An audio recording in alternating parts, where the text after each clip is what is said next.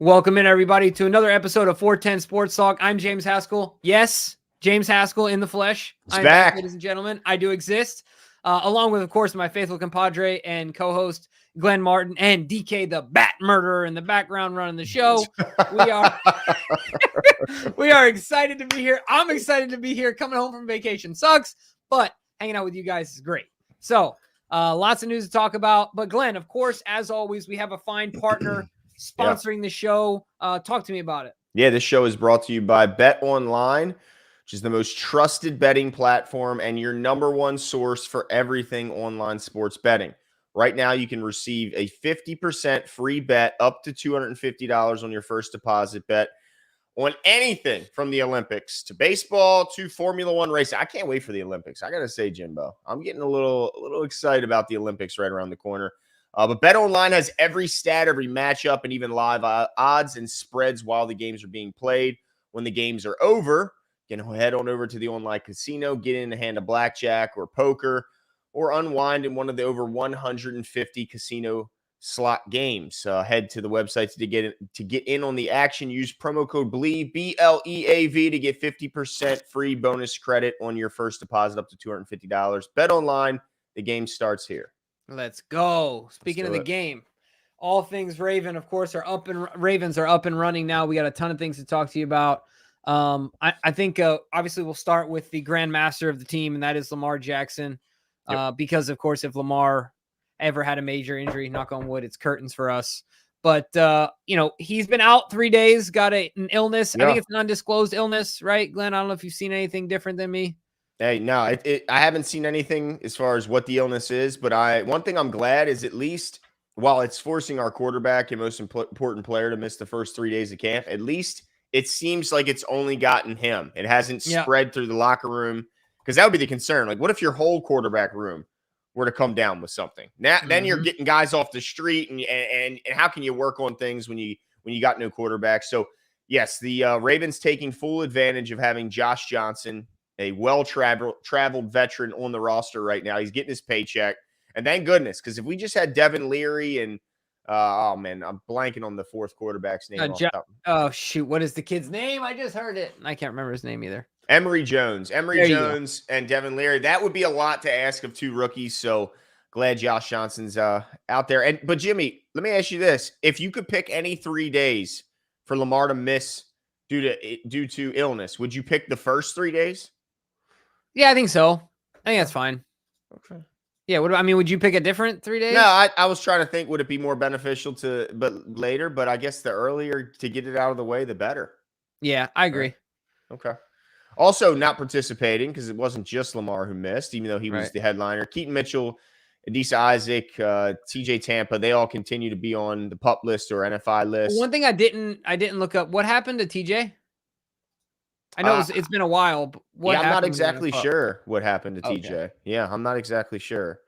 But hopefully he gets out there sooner than later, because, man, he's expected to have at least some role this year. But also in transactional news, Jimbo, veteran Daryl Worley, safety, is back on the Ravens, which is a nice addition to add to the secondary depth. Also, a guy who kind of took over as the special teams captain, and that's primarily where he's going to be making his hay. And look, this year, Jimbo, more important than ever to have quality, like, special teams veterans. I think with the new, even though it's a new setup and a new kick return, I think you need experienced guys that can hopefully learn quickly and then teach that and be an extension of the coaching staff. So I like seeing the veteran. Hernia surgery, DK says, for TJ Tampa. Hernia surgery. Ooh. That's a problem. I mean, a problem in that, like, I don't know. I think that they're different. I think they're different types and degrees of like severity, but yeah, expected back after minicamp. Wait, that was after minicamp. Sorry. Yeah, I was supposed to say something's wrong there. Anyway, yeah, we'll hope for a good recovery for him, but he had it after. They had the surgery after minicamp. Yeah. Okay. Wow. Yeah. Okay. But yeah, obviously we hope Lamar gets better. Obviously we hope he continues to improve. And some fun transactional stuff going on. But Glenn, I can't hold it back anymore. I want to talk to you about a few things. I'm excited about it. Okay, let's hear it. All right. I listened to Marlon today. I listened to Kyle Hamilton today. First of all, I just want to say that I think that Marlon is the most honest athlete in professional sports.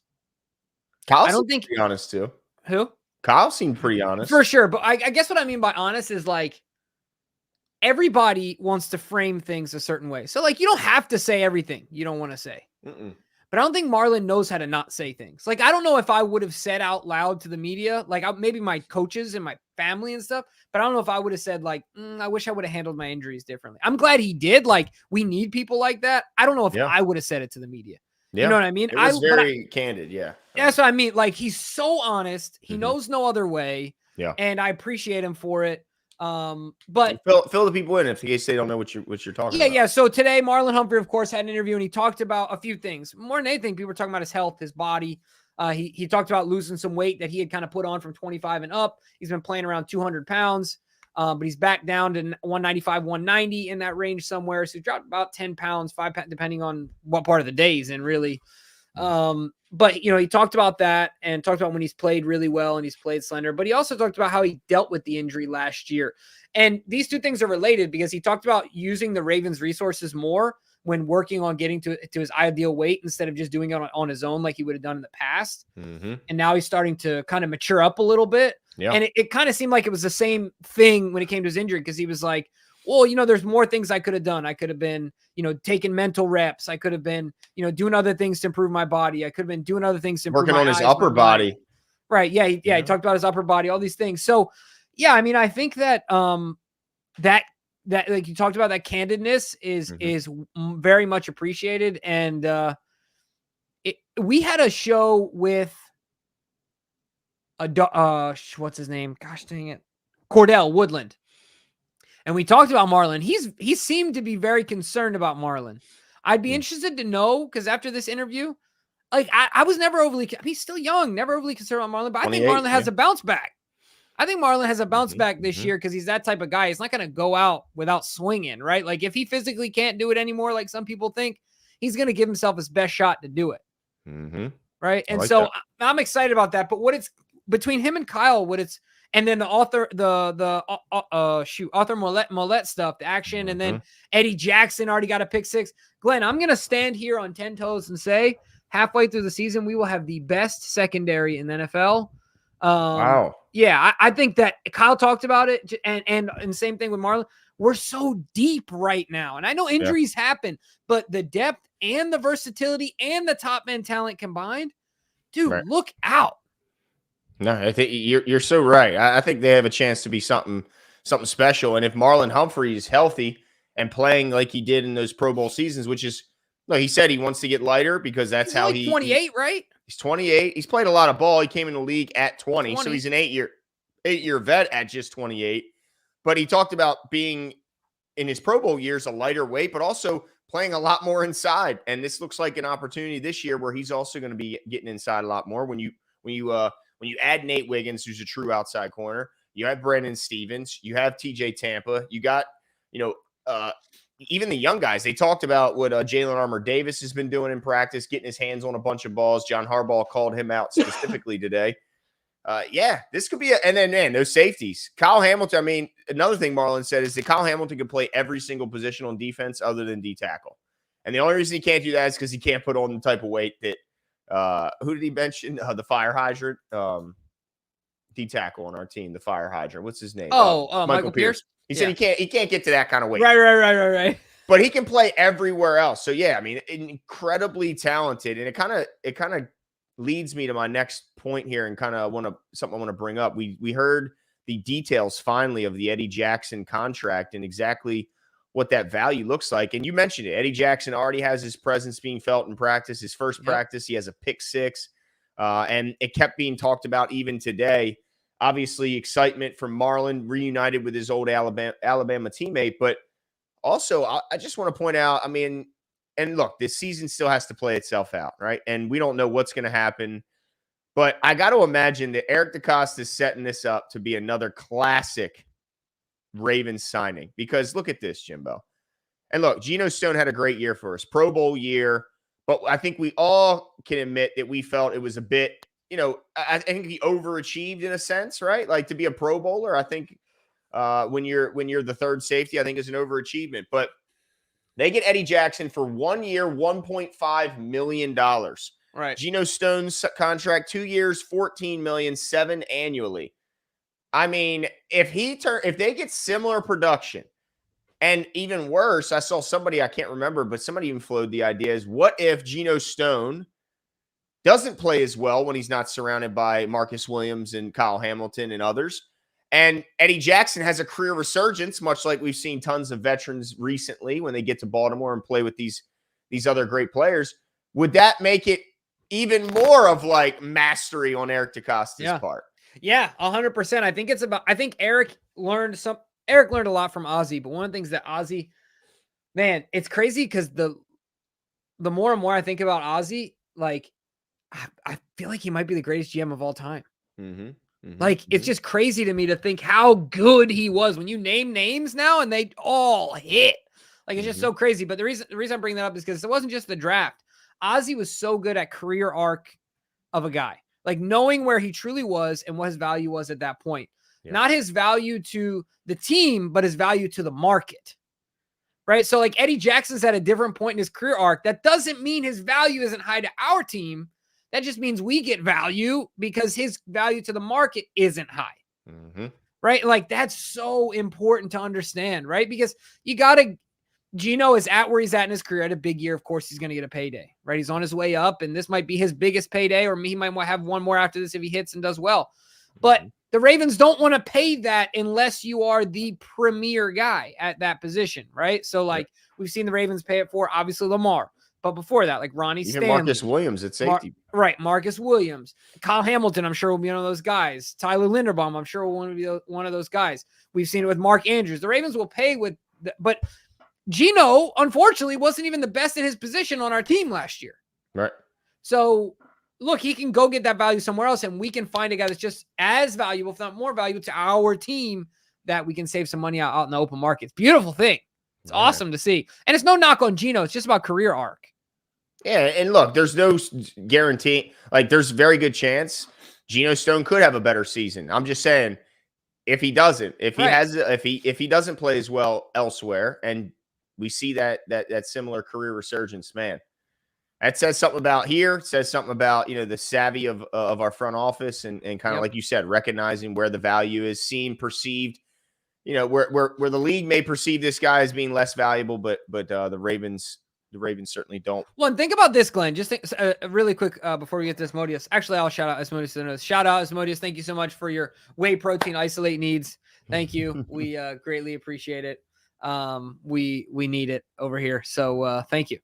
But I just wanted to say that imagine a defensive backfield where in a scenario you have some combination of these guys on the field at the same time. Right? You have Marlon Humphrey, Nate Wiggins, Brandon Stevens, Kyle Hamilton, Marcus Williams, and Eddie Jackson somewhere in there, right? Like, that's a lot of DBs, but that's going to be out there a lot. Right. That exact lot. Exactly. But so my point is that, like, do you find 6 in the league that are better than those 6?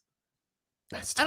I don't know. That's you got tough. the best cover corner in the draft. You got the best safety, the all-pro safety, of course, in Kyle Hamilton. Yep. You got obviously a grizzled vet and a Pro Bowler and an all-pro. Wasn't Marlon all-pro corner once? Yeah, in 2019. Yeah, you got another all-pro over there. Eddie Jackson, of course, a previous Pro Bowler. I mean, the list, it's just deep. Marcus Williams, a Pro Bowler, and of course, a highly paid guy for a reason, a ball hawk. I mean, they were already rated, a top 3 safety group, or maybe even higher. Maybe I'm underselling before Eddie Jackson was brought. Right.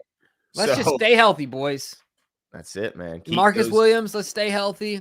My respect to Marcus Williams for playing unhealthy. Like, it's a bummy when a guy's just unhealthy his whole contract, you never see him. But even when he's been unhealthy, he's been out there if he can run. That's true. Even without the use of his hands. Dude's been tough.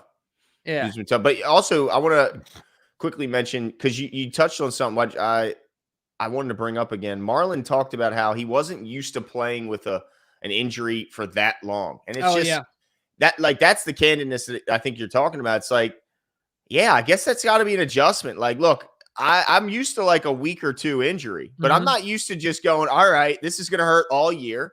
And I got to learn how to make the most of it. And that's got to be challenging knowing that. But he said, look, I'm ready for it this year. If that's the case, if that's the cards I'm dealt, I'm more ready for it.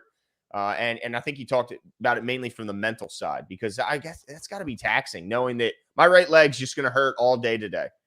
It's well, not just today. You got, tomorrow morning through rehab, all these things, but yeah, it's part of living the dream. No doubt. No doubt. Yeah. But the other thing I'm excited about, Glenn, I got to shout out, is I'm excited about the comments about Falele at guard. Yeah, it's funny because Cole Jackson tweeted about this, and we've had Cole on, and Cole said there's no way Falele doesn't have the bend. I mean, said it was unlikely. I don't know if he said no way, but said unlikely for what they asked the guards to do here in Baltimore that Falele could do it. And you stayed confident that Falele's athleticism was there. It was enough. He had the bend. He had the movement. You saw it in college. And I saw him tweet today. Saw Cole Jackson tweet today, and he said, man, I did not predict a right side of Falele and McCary as your starters. But that's how it's looking right now. Yeah, that was not on his bingo card for the right side. No, it was not. But Jimbo, I'll let you go ahead, take over and gloat a little bit, because you did predict Falele. Now, this is early, though. It's early. But what has me more excited is he's getting early reps, and John seems genuinely excited about it. He talked about the things that a lot of people thought, myself not included, that were his limitations. Right now, he has limitations clearly, or else he'd be outside playing tackle. But for a guard, especially relative to his competition on our particular team, he has bend. He has good feet. He's athletic. Now, John talked about he's got to work on his hands. But, he specifically talked about the combination of him and Tyler Linderbaum together. So John is already envisioning it. You know what I mean? He's already putting together. He's already starting to salivate a little bit at the idea of, okay, my center is an absolute monster. A little on the slight side for his position, but absolute monster. And then Falele is the exact opposite, right? Like Falele is just so massive as a human. There's a few times people will put out, especially his rookie year with Linderbaum, they put out some tape where like, well, he's just getting mowed over by some really big, I don't remember who they were, but like some massive, really good guys on the inside, right? Like, okay, he struggled a few times. I think if there's any limitation to his game, which I don't think there is, Falele helps us a lot just based on his pure size, right? Just being able to help, combination blocks and things like that. But ultimately, this is what I think, Glenn. It's an indictment on Ben Cleveland. Ben Cleveland's career here is probably over after this year. That's fair. All this just for Cleveland and Rodgers to start week 1. I can see how Rosengarten would start week 1. I'm going to go. He's a rookie. Yeah. He's got to earn his stripes, and McCary's been here. Right. But Falele over Cleveland, that's insult to Cleveland. That's an embarrassment. Yes, 100%. Because you have been a career guard. Yes. But the problem is that Falele can simply do things that Ben can't movement-wise. It's crazy to think about because he's bigger. He's just a better But not athlete. Much bigger. No, I mean. Like, Ben's huge, too. Ben's a massive dude in his own right, But all the people saying, like, this is, like, even Cole was kind of alluding to that in his comment, like, all this just for Cleveland and Roger to start. I think they're kind of, and I've seen people say, well, Salah was getting a lot of looks first team last year, only for Simpson to start every single game. And that's true, but I don't believe that was for training camp. I believe we saw Salah getting to start in OTAs and leading up to, but I think once training camp started, it was Simpson, and that was it for the rest of the season. So I'm not so sure that Falele being there is just like we want to make sure guys have versatility else, because he did talk about that. He said, look, what if your first two centers go down? What are you going to do? You better have a third center or you're going to be screwed. So he does like to move guys around, but I'm not so sure that this isn't just a true look for Falele at right guard. Right. The last thing I'll say, too, is John talked about him working on his hands, which he'll need help. And I'm not an offensive line coach. I don't claim to be. But if you got problems with your hand, and I think this goes to everything, it's going to be more magnified out of tackle. But I think that because you're in a smaller phone booth, you know what I mean? You're in this little tiny phone booth as a guard, to some respects. Yeah. There's less emphasis on it, right? Like, it's not like the guy's going to slap down both your hands and then immediately you're not going to have anybody next to you. He's going to have limited space to go to. He's not going to smash Lamar Jackson in the face. Those things happen at guard as well. I'm just saying it's not as, at least in my opinion, like it's not as glaring. Just get beat with a speed guy just running right around you. That's typically not going to happen. Right. And so I think that they're just, they have to put his athleticism to use, and Ben Cleveland just doesn't seem to have it as far as what they need. So I don't think, just like you said, I don't think McCary ends up being the right tackle. I think it ends up being Rosengarten. But I do think, I agree with you. I think Falele is the guy. I'm excited about it because I think he's got a higher ceiling. I think he just does. Even if Ben Cleveland wins, I still look at this as like like the coaches had to light another fire under Ben. It's like, how many fires they got to light under his ass? I mean, Jesus. Yeah. Like, get it together, dude. It's like, I'm tired of this. Like, is this a motivational tactic? It's like, Jesus, man, you got everything you need to be like a 10, 12, even more year vet in this league. But, it's just, it's frustrating, man.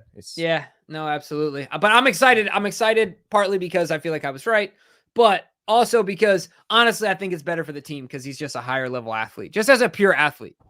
Yeah. Yeah. And he could prove that. I wouldn't mind seeing him lose a couple pounds. Sure. No, I think that'd be okay. If they want to pull him, Yeah, absolutely. But it's crazy to think because if you go from tackle to guard, he might have been a slower tackle, but he's probably a pretty decently quick guard. Might be. You know what I mean? I feel like a lot of hands. You got to have your quick hands at guard inside. That happens real quick. Yeah, that's true. So let's see. Ask anybody who's played against Aaron Donald, right? Oh, yeah. I mean, doesn't he train with a guy with a knife? Yeah. I'm not sure he's doing that these days because he's done. But... yeah, but like, that's insane. Like, a guy had like a knife, his trainer. It was like, what the? Yeah, that's wild. That might be a little bit excessive, but yeah. I think Asmodeus had another super chat in there. DK, you want to throw that up there? I think it's, there we go. For Ben Cleveland's yoga fund, get some doggone mobility. I love it. That's true. Yeah, I mean, there's just no reason he doesn't just take this job and run with it and then get paid handsomely, most likely elsewhere, but just like Ben Powers, get paid handsomely. Yeah, I agree. Got to take advantage of it. All right. Well, I got some other notes here I wanted to talk about. You kind of quickly went over, but Arthur Maulet is just, I mean, the dude is just absolutely balling like crazy. I mean, every day. So in 3 days, the guy had 3 interceptions. That's pretty good, right? Like, yeah, the guy is everywhere. And we know what he brings from a physicality standpoint and helping at the line of scrimmage and supporting the run game. If you're telling me this guy, let me see here. I had it pulled up. This guy's highlights are in. It's like, who is this guy? I mean, he had a big year, but I wasn't necessarily expecting. Here we go. I got it pulled up now. The highlight reel interceptions, leaping into the air to snatch the ball out of the air, like to high point. Like, who is this guy, man? He had a career resurgence, I would say. I think that's fair to say after Steelers fans wanted him the hell out of there. The guy's been balling for us, and I'm going to throw this up here now. All right. You see it here. You see okay. Leaping into the air against, was that Aguilar? Yeah. He's covering. Yeah.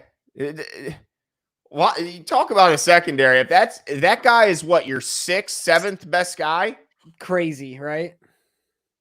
Scary. It's scary, man. So shout out to Arthur Maulet, 3 picks in 3 practices. That's as good as it gets, right? Oh, dude. Good point, DK. Yes. Yeah. Did not even mention him. Guy. Like, and how many times on other teams would he be mentioned in their top 6? You know what I mean?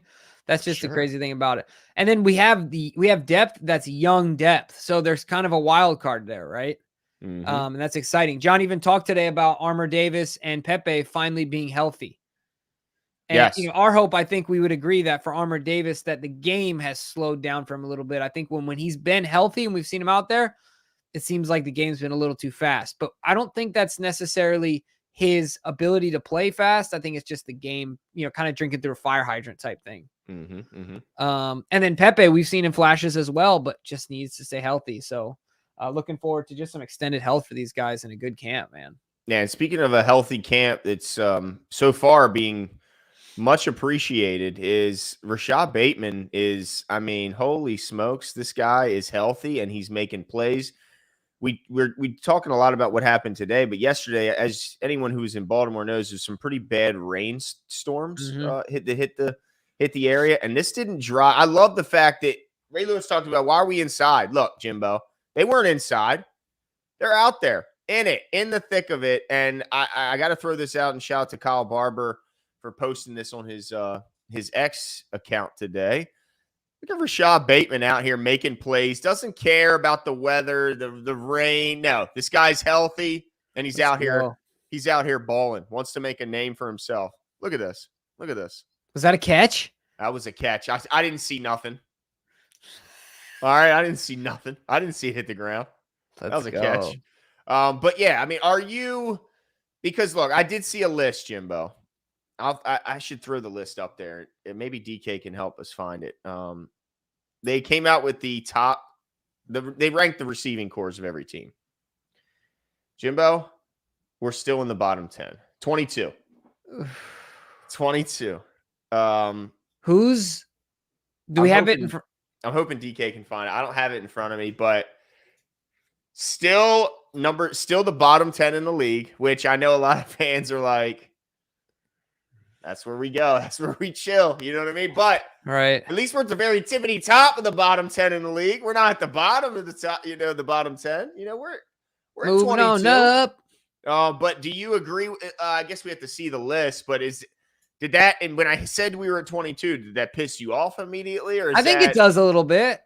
I think it pisses me off because I feel like we finally have a bona fide established, really good player at wide receiver in Zay Flowers, who's only going to get better next year. So that alone should carry some weight. But I guess I would understand the other side that, let's see. All right. Sorry. I'm just kind of looking here for those of you who are audio only. Hold up. Why are we tied with the Colts? Yeah, that's weird. That's a typo. Oh, there's a bunch of tied. Oh, I didn't even realize that. Yeah, I didn't even realize that. San Francisco 49ers, the best wide receivers? Wide receivers?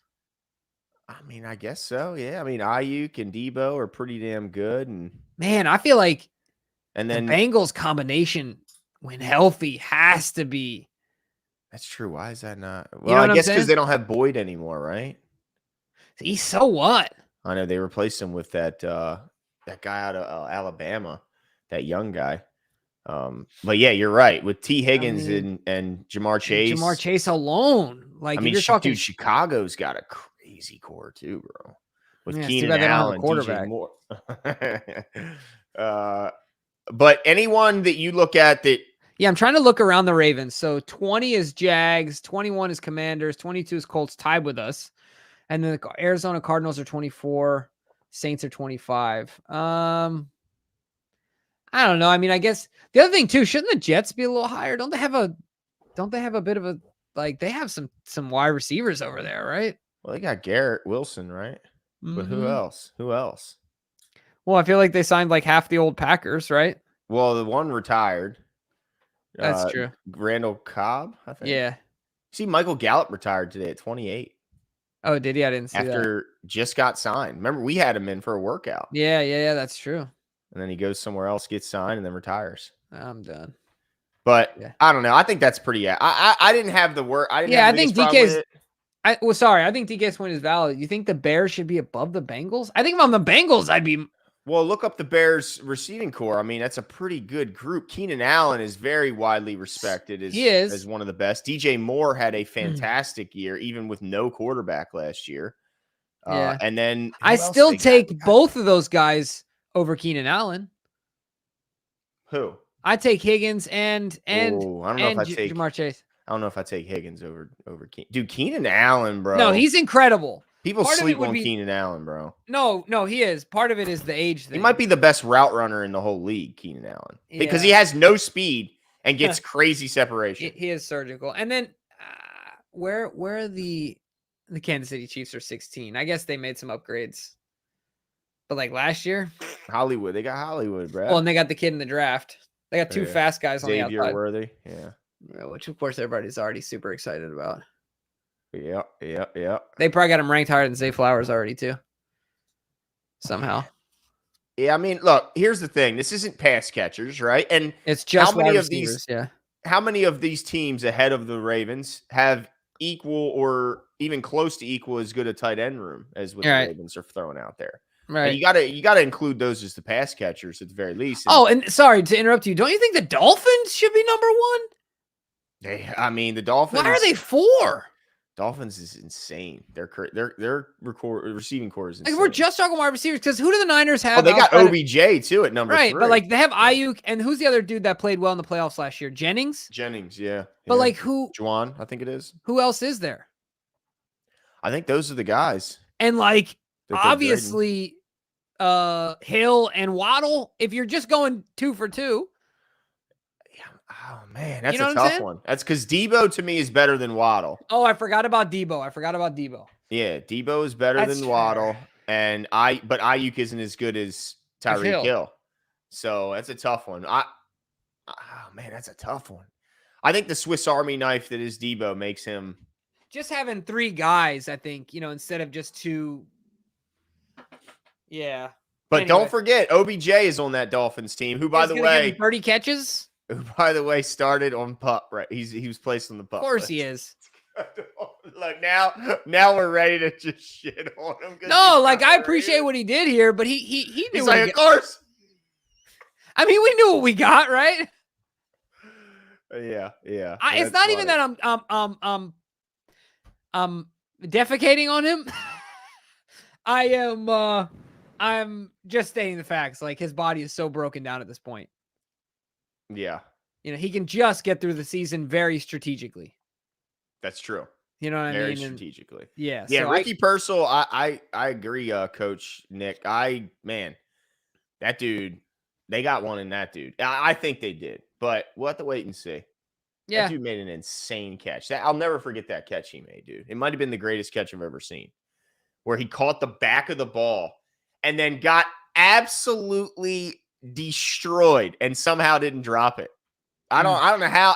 It's got to be the greatest catch. I mean, if you guys haven't seen it, look up Ricky Pearsall's catch. I'm probably not even saying his name right, but that he caught the back of the ball with one hand and got absolutely destroyed and didn't drop it. I still don't know how he hung on to it. It looks fake. But yeah, so that guy's pretty good. Now, somebody did point out it doesn't say wide receivers. It says best receiving core. Do you take this? I think this is wide receivers. Okay. There's no way that we'd be this low if you add in our tight end room. Right. Because it's got to be, if it's not considered the best tight end group, it's as far as in the entirety of the group. Yeah. It's got to be. Yeah. Right. Especially if you include Pat Ricard in that group. Yeah. He's a multi-time Pro Bowler. I mean, you might not, but we do. Yeah, we do. Anyway, there was something else I wanted to mention. Don C continues to be a legend here. I don't know if you've noticed that as well. What's that? But he did. Oh, look, right when I was like, is DK going to throw it up? Let me throw it up. I wasn't sure.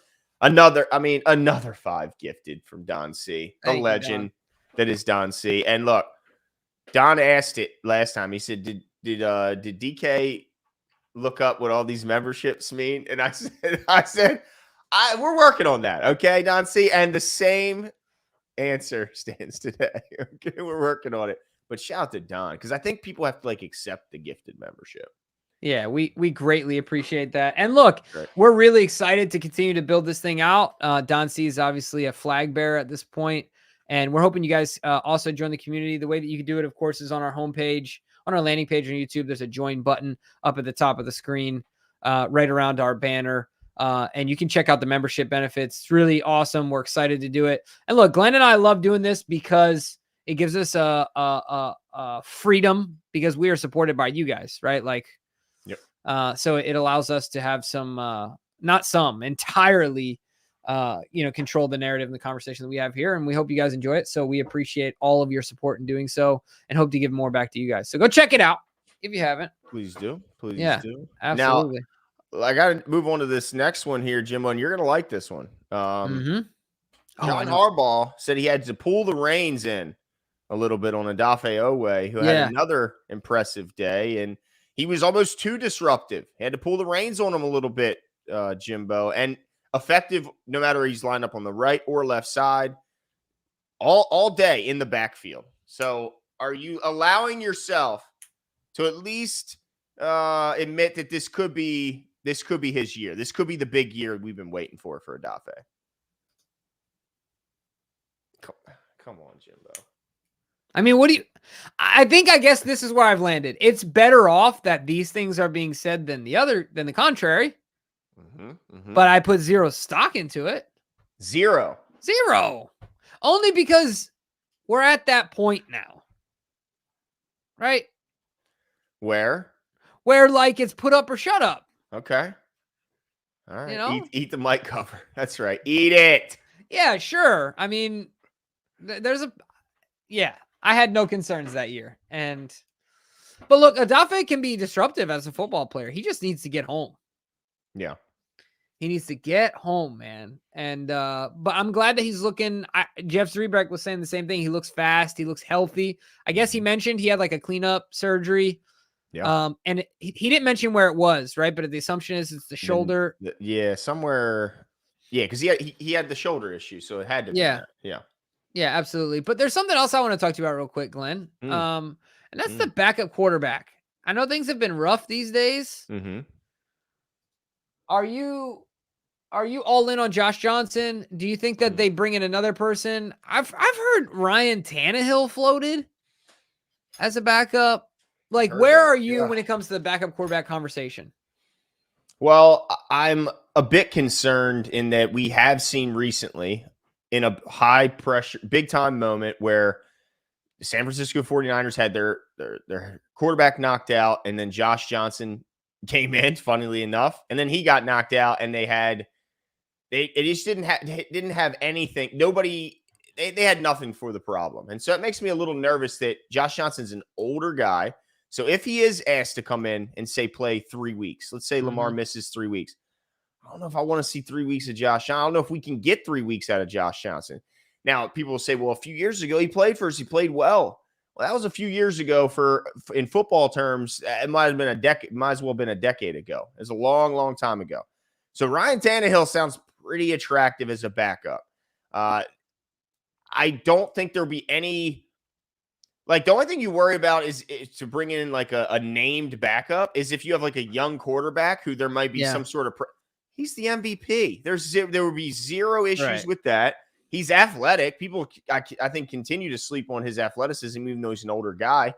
And, he's got the familiarity with a defense where Derrick Henry is an important cog and probably the star of the offense. So, I want to sign him. But, of course, it has to be the right price. I don't know what his vet minimum will be, but it has to be whatever his vet minimum is. That's what I was going to say. I think Tannehill gets more than the vet minimum, I think, on the open market at this point. Don't you?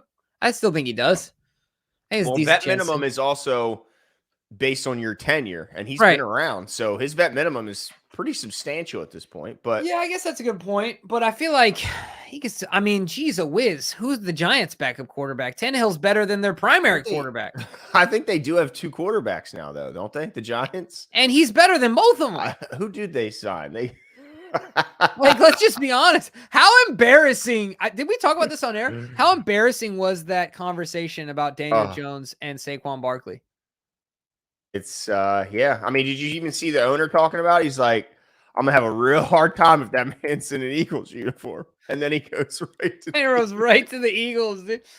Oh, my gosh. Because, look, dude, anyway, I don't want to get into that conversation. Drew Lock. There he is. And Tannehill is better than both of them. Yeah, and where's Tyrod at? I mean, he might. Tyrod is better than both of them. They might all three be. Oh no, Tommy DeVito's their third string, but Mr. Little Italy himself. But yeah, man, Tannehill. I don't know what his health situation is like, but I've seen him excel in a run-first offense that's based on, that it likes to have play action pass. He had his best season. Look at his numbers when he had a good run game and a good play action pass game. Yeah, I'll take Tannehill. I'll take him. Yeah. Oh, Tyrod's with the Jets. JTS, Jets. Okay. All right. Interesting. That's going to be a fun team to watch this year. Can Aaron Rodgers stay healthy? Well, I don't even know if it's that as much as can he stay entertained? Like, can he stay focused? It seems like he's just not about football anymore. I don't know. It just kind of comes off that way. Well, winning might help with that. If he's healthy and he's winning, I think his interest will be there. Yeah, that's fair. We'll have to see. That's the big question. Can they keep that guy upright and healthy? Yeah, I don't know where I'm at, though, with the backup quarterback spot. Tannehill would be awesome to bring in, depending on his price. I agree with you. Yeah, I know that you were really perplexed by the 6th-round pick quarterback. And I've heard he's just crazy inconsistent. Yeah, like he had a 45-yard pass, touchdown to Dayton Wade, and then turned around and had a ball tipped at the line of scrimmage and then was picked off by that same person who tipped it, who took it to the house.